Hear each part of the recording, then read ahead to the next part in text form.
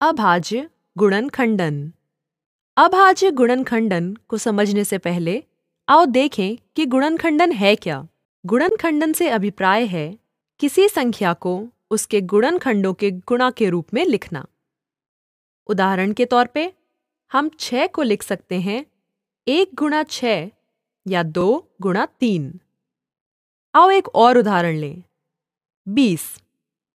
20 को लिख सकते हैं 1 गुणा 20 या 2 बार 10 बराबर 20 या 4 गुणा 5, या मैं इस तरह से 3 संख्याओं को लेकर भी लिख सकती हूँ, जैसे 2 गुणा 2 गुणा 5। अब मैंने यहाँ पे क्या किया? मैंने गुणनखंडों के योग को रेखांकित किया। अब क्या आपने रेखांकित किए गए गुणनखंड और रेखांकित नहीं किए गए गुणनखंडों के बीच में कोई अंतर देखा?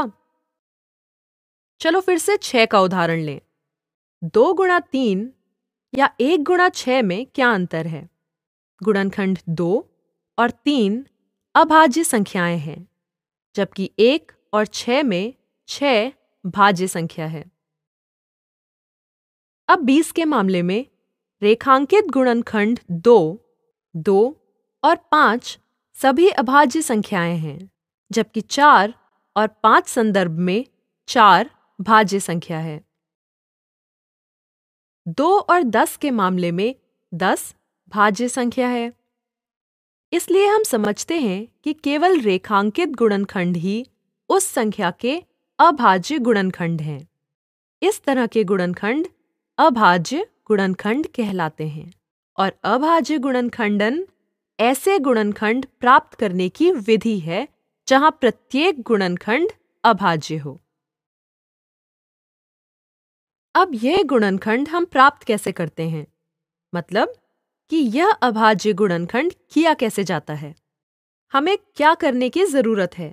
हमें दी गई संख्या को लगातार अभाज्य संख्याओं द्वारा भाग करने की जरूरत है जब तक उसके सभी अभाज्य गुणनखंड प्राप्त न हो जाएं।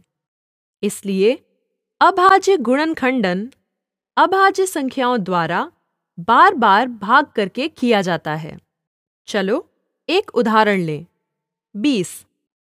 तो अब हम इसे अभाज्य संख्याओं द्वारा भाग करना शुरू करते हैं। सबसे छोटी अभाज्य संख्या क्या है? 2। तो हम 2 से भाग करते हैं। 20 भाग 2 बराबर 10।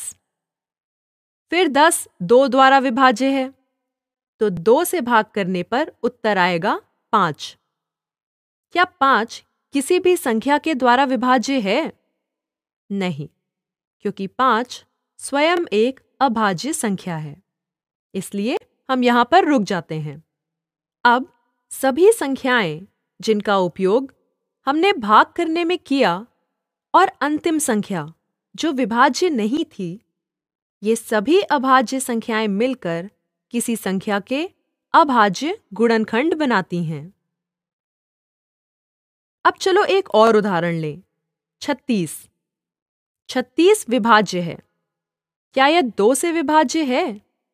हाँ, तो हम इसे 2 द्वारा भाग करते हैं और उत्तर मिलता है 18। 18 फिर से 2 द्वारा विभाज्य है, तो हम इसे 2 से भाग करते हैं और उत्तर आता है 9। अब क्या 9 2 से विभाज्य है? नहीं, तो अगली अभाज्य संख्या क्या है? अगली अभाज्य संख्या 3 है। इसलिए हम 3 से भाग करते हैं और उत्तर आता है 3। 3 भी एक अभाज्य संख्या है जिसको आगे विभाजित नहीं किया जा सकता, तो हम यहाँ से आगे रुक जाते हैं। अब वो सभी संख्याएं जिनका उपयोग हमने भाग करने में किया और अंतिम संख्या जिसको हम आगे विभाजित नहीं कर सकते थे, ये सभी अभाज्य संख्याएं मिलकर 36 के अभाज्य गुणनखंड बनाती हैं। इसलिए 36 के अभाज्य गुणनखंड हैं 2, 2, 3 और 3।